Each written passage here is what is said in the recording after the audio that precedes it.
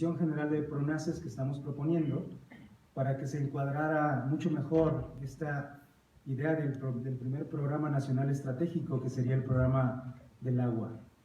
Lo hemos titulado Conocimiento y Gestión en Cuencas del Ciclo Socionatural del Agua para el Bien Común y la Justicia Ambiental. Se trata de un título largo, pero que integra toda la visión que queremos manifestar. Es decir, ya de entrada estamos hablando de una visión amplia, difícil, pero estamos apostando precisamente porque, como mencionaba Octavio hace un momento, es mandar hombres a la luna y traerlos de regreso. A ver si lo logramos, pero por lo menos nos damos cuenta de que sin eso no vamos a poder avanzar.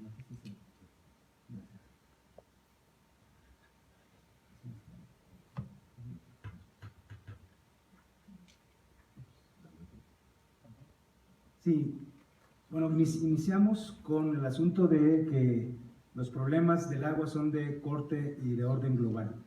El IPCC, en su documento titulado El cambio climático y el agua, sostiene que las conclusiones científicas y políticas en torno a la situación del agua es que es una situación de crisis de gestión, ¿verdad? Señalan que las prácticas de gestión hídrica actuales pueden no ser suficientemente sólidas para contrarrestar los efectos del cambio climático sobre la fiabilidad del abastecimiento, el riesgo de inundación, la salud, la agricultura, la energía o los ecosistemas acuáticos.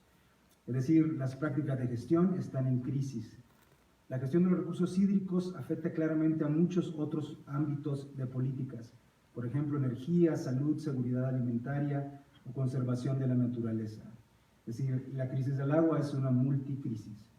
El cambio climático desafía la hipótesis tradicional de que la experiencia hidrológica del pasado es un antecedente adecuado para las condiciones futuras.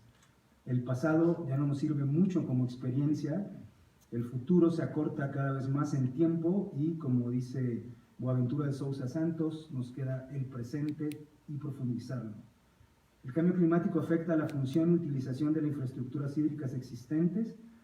La forma en que hemos diseñado las infraestructuras hídricas no están adaptadas al impacto que va a generar el cambio climático, en particular la energía hidráulica, las protecciones estructurales contra inundaciones, el drenaje de los sistemas de riego, así como las prácticas de gestión hídrica.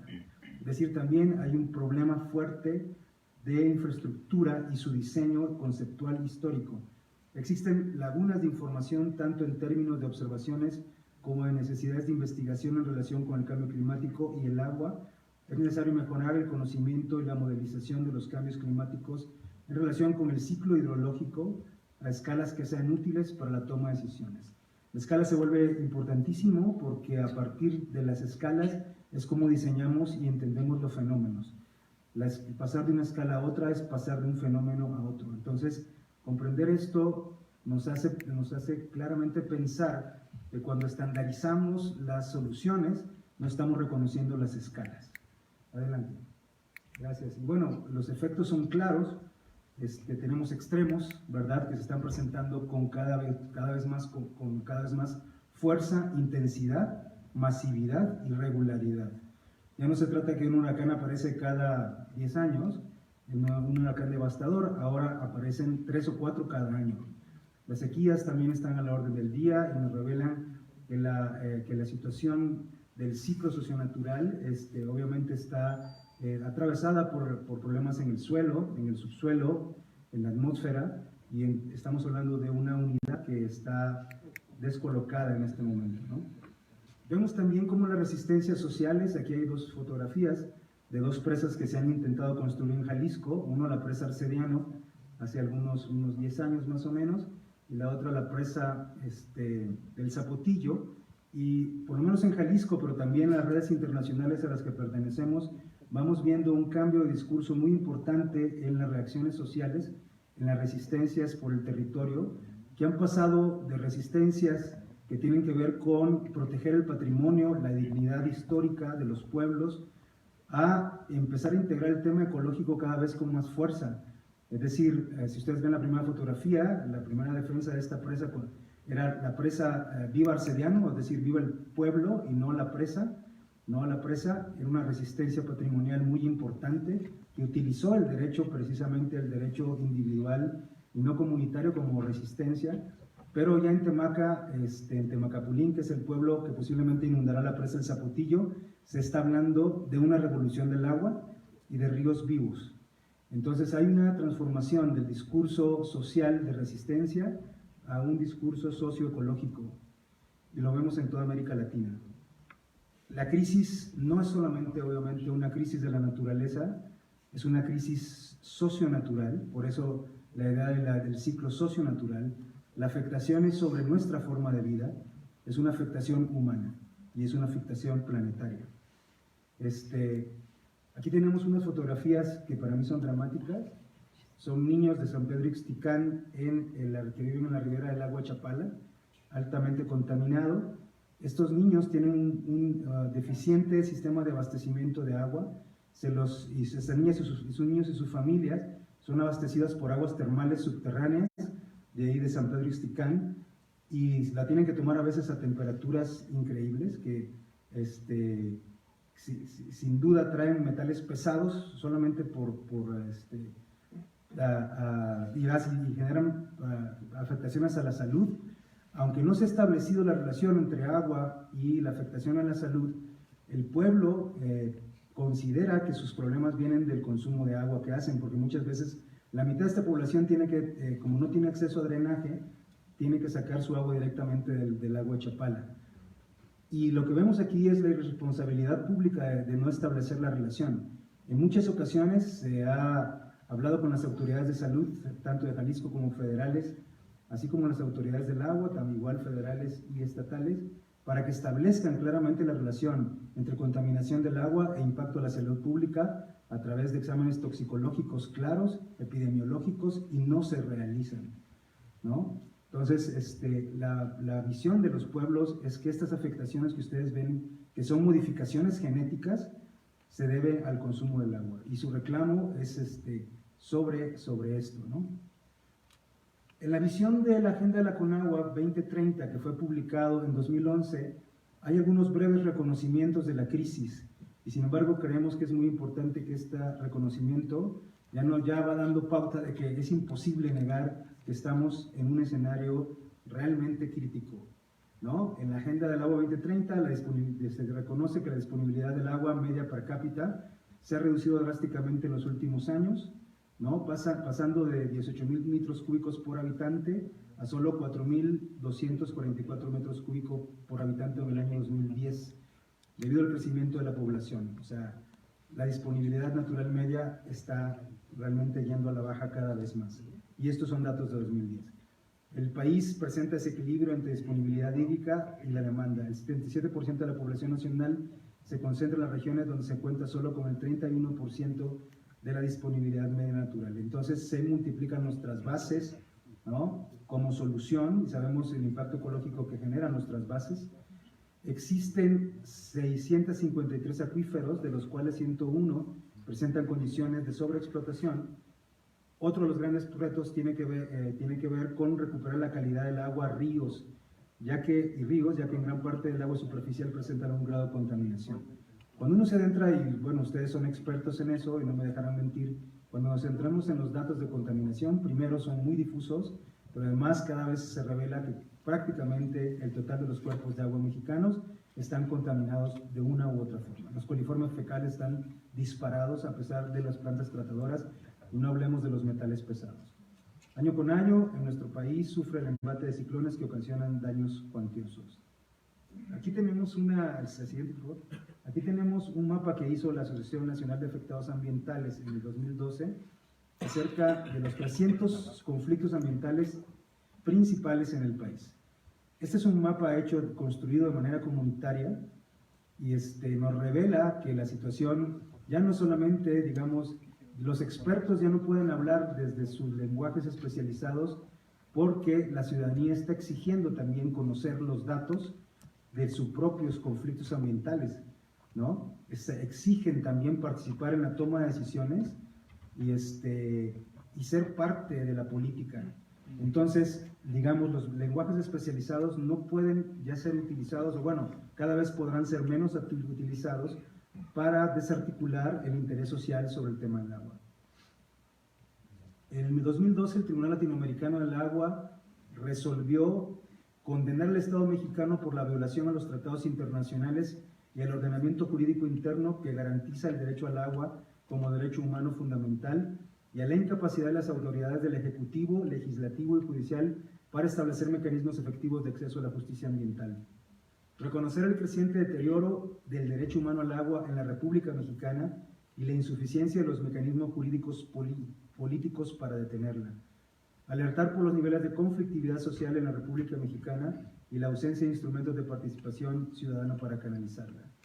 Además, recomendó resolver los vacíos y omisiones legales existentes en la normatividad hídrica y medioambiental mexicana, sobre todo lo que se refiere a los reglamentos y procedimientos que permitan la justicia aplicación de los principios y derechos humanos establecidos en la propia Constitución, las leyes nacionales y los tratados internacionales. Frente a estos vacíos han surgido movimientos civiles muy ligados a la academia, como la Iniciativa Ciudadana de Ley General de Aguas y la construcción del buen gobierno del agua. Ustedes quizás, bueno, seguramente conocen esta iniciativa, ¿no? La ley ciudadana, le han llamado de forma sintética, pero hay otros grupos como los que han propuesto la ley del agua subterránea también, y están, digamos, fortaleciendo una alianza muy importante entre el movimiento social y los sectores académicos. En la visión de la CONAGUA de 2030, ellos propusieron cuatro sectores, digamos, en lo que se podía resumir los problemas principales del agua en México. El primero era tener ríos limpios, el segundo, cuencas en equilibrio, el tercero, la cobertura universal, el cuarto, asentamientos seguros frente a inundaciones catastróficas. Plantearon para eso tres tipos de escenarios: el verde, que sería problemas que se podrían resolver antes del 2030, el amarillo, después del 2030, y el indefinido, pues así, ¿verdad? Indefinido. Si ustedes notan, los indefinidos en rojo son bastante importantes, ¿no? Todos los ríos, respecto a los ríos, por ejemplo, todos los ríos y lagos sin basura. Indefinido, ¿cuándo se puede resolver eso? Fuentes de contaminación difusa bajo control. Tampoco, indefinido, ¿cuándo se podría resolver eso? Y así, ¿no? Si se vamos a las cuencas el equilibrio, todas las aguas tratadas se reutilizan. Tampoco hay definición. Eficaz ordenamiento territorial, indefinido. Zonas inundables libres de asentamientos humanos, indefinido. Sistemas de alertamiento y prevención con tecnologías de punta, indefinido. Sin embargo, para cada rubro establecieron más o menos los montos que se necesitarían para abordar el problema a 2030. En el caso de los ríos limpios, dice la CONAGUA en este documento, 114,000 millones de pesos para que los ríos, en la parte de ríos limpios. En cobertura universal, 215,000 millones de pesos. En cuencas en equilibrio, 348,000 millones de pesos. Y en asentamientos seguros frente a inundaciones, 107,000 millones de pesos. El presupuesto de la CONAGUA para este año va a ser de unos 21,000 millones de pesos para todo el año. Entonces, si a esto le sumamos además otros costos que vienen en el documento, pues se necesita 1 millón de millones de pesos para resolver parte del problema del agua en México. Estas son las visiones financieras del problema.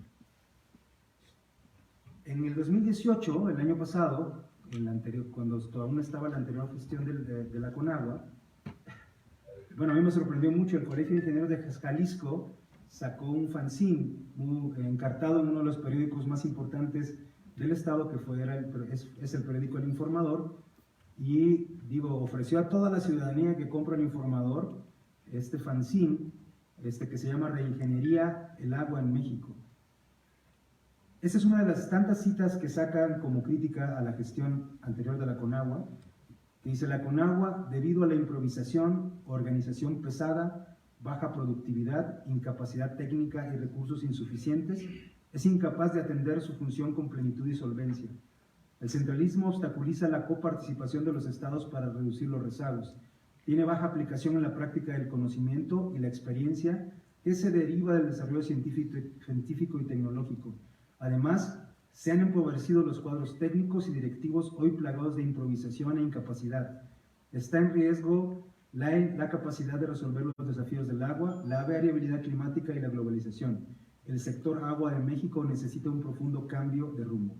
Y es el Colegio de Ingenieros Civiles de Jalisco, que ha trabajado por muchos años con la propia CONAGUA y la Comisión Estatal del Agua de Jalisco. El deterioro es avanzado. Es tan avanzado que en algunas cuencas y acuíferos representa un grave riesgo, ya lo hemos visto, para la salud humana, la producción económica y el ejercicio de los derechos humanos fundamentales, en especial, y esto es muy importante, de los pueblos originarios. A partir de reconocer esta situación de crisis hídricas, consideramos nosotros en nuestra propuesta que el Estado de la Cuarta Transformación debe ofrecer vías efectivas, equitativas y justas para resolver los problemas. En su solución se juega el que la regeneración nacional emprendida sea capaz de impulsar el crecimiento económico sustentable, del bien común y la justicia ambiental. Esta es una sección del río Lerma en el Estado de México. Entonces, persiste la imperiosa necesidad de desarrollar investigación e incidencia.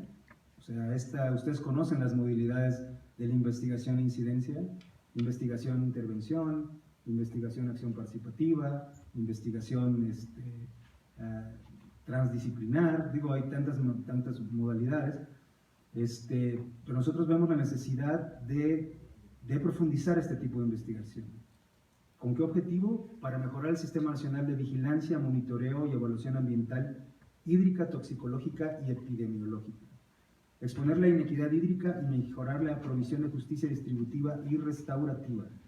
Comprender, prevenir y revertir los impactos destructivos de las actividades económicas en los ecosistemas, cuencas, cuerpos y flujos de agua del país, superficiales, tanto superficiales como subterráneos. El agua subterránea es uno de los grandes misterios de este país. No sabemos, si no sabemos bien cuál es la cantidad del agua superficial, el agua subterránea está absolutamente desdibujada. Los pozos sobreexplotados, no hay ni el asomo tantito de una política para para frenar el abatimiento, y menos para tener tecnología para la recarga. Desarrollar alternativas técnicas. Pensamos pues la necesidad de este tipo de investigación para desarrollar alternativas técnicas y organizacionales que conduzcan al máximo ahorro posible del agua para la producción, sobre todo la agrícola, que se lleva casi entre el 70 y el 80% del agua del país. El consumo, reduciendo al mínimo su huella hídrico-energético-ecosistémica. Además, desarrollar procesos económicos que respeten escrupulosamente los derechos individuales y colectivos de los individuos y los pueblos e incluyan procedimientos precautorios en todas sus etapas. El principio precautorio debe ser uno de los grandes principios en el diseño de los dispositivos de la investigación. Favorecer la capacidad de mitigación y adaptación al cambio climático de las comunidades, diseminar estos conocimientos a lo largo y ancho de las comunidades mexicanas para consolidar, hay un error, su participación activa y productiva en el planteamiento y resolución de los problemas. Bueno, no me voy a atender mucho en esto, pero la lógica del paradigma nuevo de investigación, hay un sobreénfasis en este momento acerca de los efectos y los impactos. Los temas, digamos, los podemos tratar: contaminación, hay líneas de trabajo sobre extractivismo, acaparación, control de las fuentes, acumulación del despojo de los territorios, afectaciones a la salud pública, inequidad, la distribución social, desplazamiento de poblaciones, descompensación agroalimentaria, tensión campo-ciudad, sequías prolongadas, por otra parte, deforestación y erosión, alteraciones ambientales en los caudales superficiales, aguas subterráneas, y podríamos seguir. Cuando hicimos el ejercicio temático para ver cuáles eran los grandes temas en México, esta comisión académica que estamos trabajando por invitación de CONACYT, por lo menos sacamos 50 temas, y ya tratando de juntar, tenemos por lo menos una lista de 50 temas fragmentados de cómo se maneja el agua en el país. Pero veíamos que se necesita comprender una cadena lógica más profunda, porque si no vamos a estar en una casuística, una casuística que no está mal, pero entonces una casuística que pone énfasis en los efectos y los impactos. Pero entonces esta casuística, que vuelvo a reiterar, no está mal, de repente representa una desarticulación con el tipo de paradigma que genera los casos. Y lo tenemos muy claramente basado en la modernidad capitalista y en su discurso socio-técnico y moral. en donde el crecimiento económico es además un crecimiento social y es además un crecimiento moral, ¿no? Entonces, y lo que está detrás es toda esta dinámica de acumulación incesante. Y también nos desarticula con un tipo de paradigma alternativo que es el que estamos proponiendo, que tiene que ver con pasar del diagnóstico a la acción y a la resolución, en donde se establecen las relaciones, por ejemplo, que están en el ciclo socionatural del agua, los lazos humanidad-naturaleza, la idea de un Estado fuerte en relación a comunidades fuertes y los problemas con alternativas aplicadas o aplicables. O sea, desde nuestro punto de vista es otra visión paradigmática. Si ordenáramos temáticamente, jerárquicamente, adelante, si ordenáramos jerárquicamente los temas del agua en México, digamos en 3 subsistemas, uno es de gestión pública, otro de gestión privada y otro de gestión social, vemos que el tema central, o por lo menos en este análisis que nosotros hacemos, está centrado en el agua superficial en cuencas. Eso es lo que se administra, el agua superficial en cuencas. Y se estima que administrando el agua superficial en cuencas, y ahí se incluyen claramente presas, se está administrando todo, ¿no? Yo he platicado con algunos técnicos mexicanos, dicen, no, pues es que ¿cómo vamos a gestionar, por ejemplo, el agua de lluvia? Pues ya está en los ríos, el agua de lluvia está en los ríos, entonces lo que gestionamos es el agua superficial, ¿no? Entonces, no me voy a detener mucho, pero hemos tratado de organizar jerárquicamente los temas para que ustedes puedan ver como por dónde están la cuestión. El número 1, el tema número 1 que ubicamos en el sistema de gestión pública es el abastecimiento urbano, agrícola e industrial, está en primer lugar. Luego de ahí le sigue, lejanito, el tema de tarifas. Luego la política de abastecimiento al derecho humano al agua y al saneamiento en tercer lugar, en donde la privatización está jugando un papel muy importante para justificar el asunto de la atención al derecho humano al agua, ¿no? Y así, si ustedes pueden leer el cuadro, así rápidamente, si no, pues aquí lo vamos a dejar, pues por ahí está. Luego el sistema de gestión privada, obviamente su énfasis está sobre la privatización controlada, ¿no? El inicio de la privatización desde áreas complementarias de la gestión. Y el subsistema de gestión social está el diálogo y debate con datos surgidos de expertos alternativos a la visión oficial. O sea, si no hubiera expertos alternativos a la visión oficial, mucho de la gestión social, o sea, que yo sé que muchos de ustedes y nosotros hemos participado en esta generación de datos alternativos, o sea, ahí está atrapado el debate. Adelante. Nuestra propuesta es que si ponemos al centro el ciclo socionatural del agua, entonces estaríamos hablando de agua para la vida y preparación al cambio climático. Tendrían que ir ligados, tendrían que ir unidos, ¿no? Entonces, en el subsistema de gestión pública, tendríamos que tener una política de abastecimiento, pero no solamente el abastecimiento humano, sino el abastecimiento de las fuentes. Es decir, pensamos y nunca pensamos en la idea de abastecer la propia fuente, ¿no? Y en ese sentido, la introducción de visiones ecosistémicas y de caudales ecológicas tendría que estar en primer lugar. Luego, una política de abastecimiento al derecho humano al agua y al saneamiento en segundo lugar. Otra política en tercer lugar, dejaríamos en tercer lugar el abastecimiento urbano, agrícola e industrial. Una política de infraestructura agrosanitaria, de captación de agua de lluvia, de recarga de aguas subterráneas, de política de la humedad, de agua virtual y tarifas, ¿no? Eso es como una de nuestras propuestas de orden jerárquico. En lugar de que el sistema de gestión privada esté al lado, o sea, según sea el segundo en importancia, estaría el segundo en importancia. Digo, nuestra ideal sería que el primero en importancia fuera el sistema de gestión social, pero pensando en lo que podemos hacer realista, el subsistema de gestión social plantearía un esquema efectivo de planteamiento de dudas razonables y principio precautorio sobre la política pública y la participación privada. Después, un diálogo y debate con datos surgidos de expertos alternativos y centros de investigación aliados con afectados ambientales por el agua. Nos parece fundamental.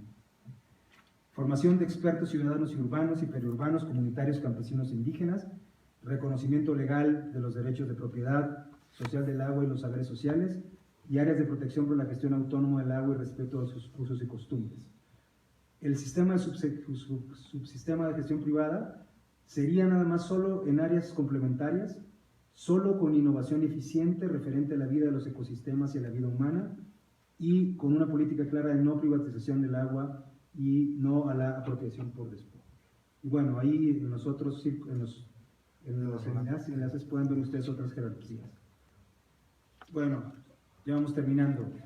El PRONACE que nosotros estamos proponiendo tiene el siguiente objetivo.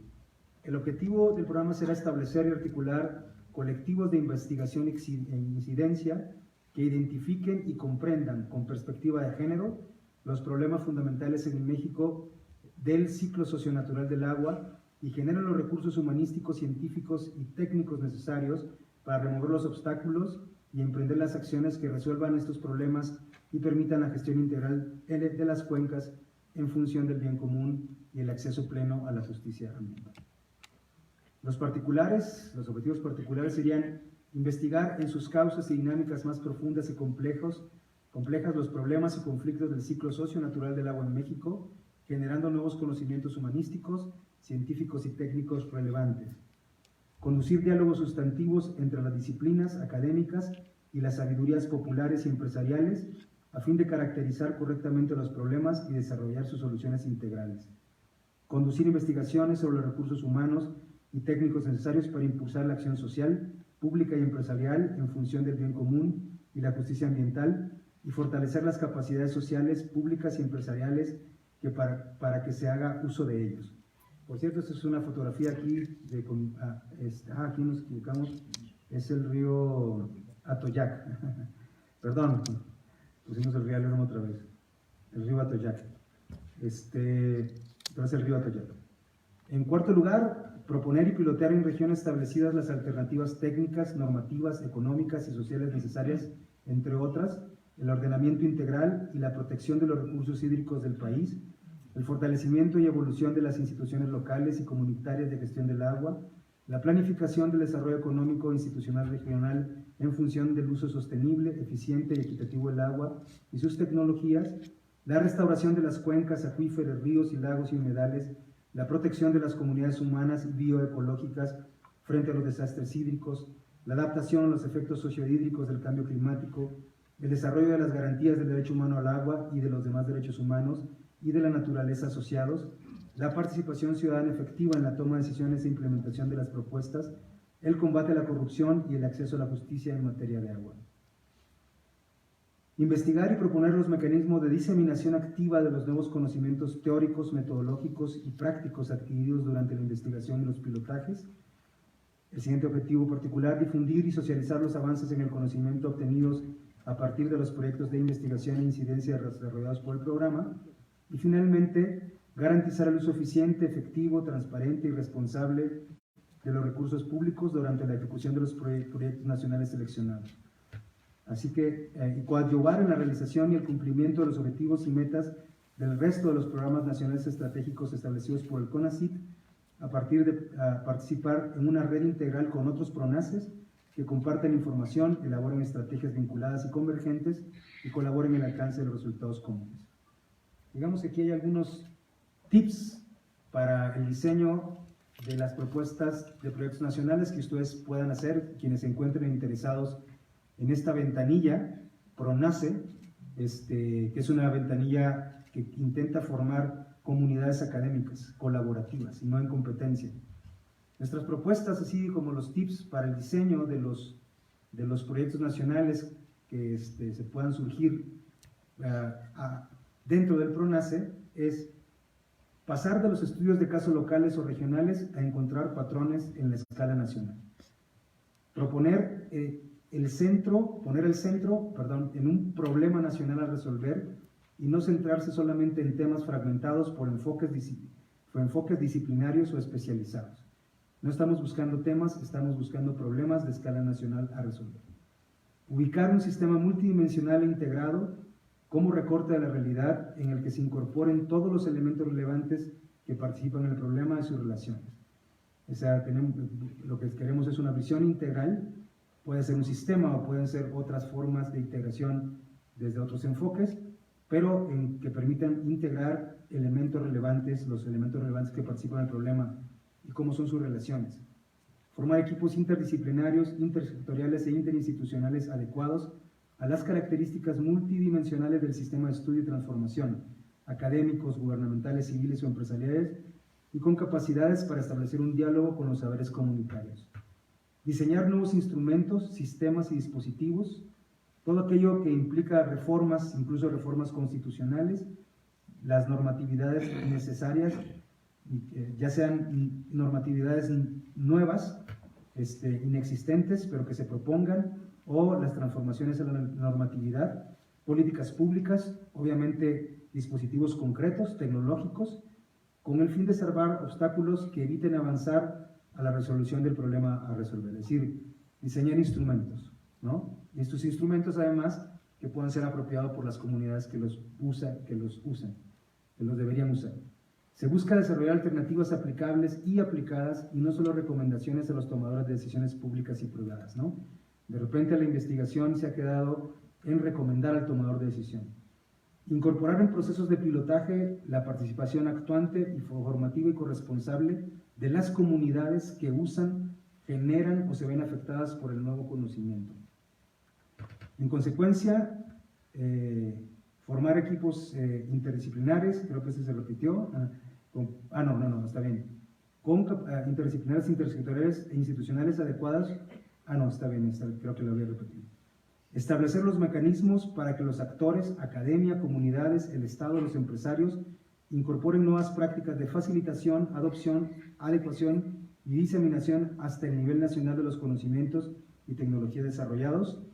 Y para nosotros, los programas nacionales, que en algunos documentos, aunque todavía no está establecido con claridad, se les llama PRONAI, ¿verdad? Programas Nacionales de Investigación e Incidencia, deben estar centrados en la detección, caracterización y eventual eliminación de los factores que obstaculizan, desvían o detienen la formación y operación de las estructuras, relaciones y funciones comunitarias, públicas o privadas, locales, estatales, regionales y nacionales, capaces de atender y resolver un problema particular de escala nacional con efectividad, justicia y responsabilidad. La siguiente, por favor. Y finalmente, ¿qué es lo que hay ahorita avanzado acerca de la convocatoria para proyectos de agua? Lo que ha planteado CONACYT es que en este caso, en el caso del PRONACE Agua, CONACYT emitirá en la segunda quincena de junio de 2019, o sea, ya este mes que viene, una convocatoria totalmente abierta, queremos subrayar eso, totalmente abierta, para que la comunidad científica del país presente propuestas sobre problemas específicos. Claro, basados en estas características, un problema nacional, ¿verdad? De acuerdo con los lineamientos generales de los proyectos 2019 sobre agua.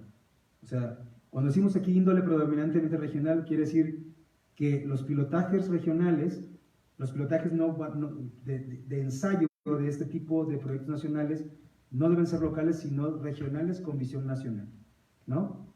Metas claras, parámetros de pertinencia social y potencial transformativo, participación de varias instituciones, enfoque multidisciplinario y con la consideración, además de los elementos científicos y técnicos del caso, de las variantes sociales y políticas para la resolución del problema.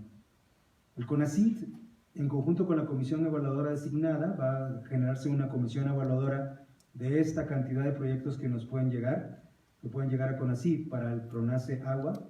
Se designará una comisión evaluadora, eso es responsabilidad de CONACYT, que podrá incluir a representantes del gobierno, de la sociedad civil, además de otros académicos. Seleccionará las propuestas para que presenten proyectos en extenso en plazo de un mes, es decir, primero se van a presentar preproyectos, ¿no? De estos preproyectos, o prepropuestas, y luego sus prepropuestas serán, digamos, cribadas por esta comisión evaluadora. Las que queden en esa selección se les invitará a presentar proyectos en extenso en plazo de un mes, y estos proyectos en extenso serán evaluados por investigadores de talla internacional.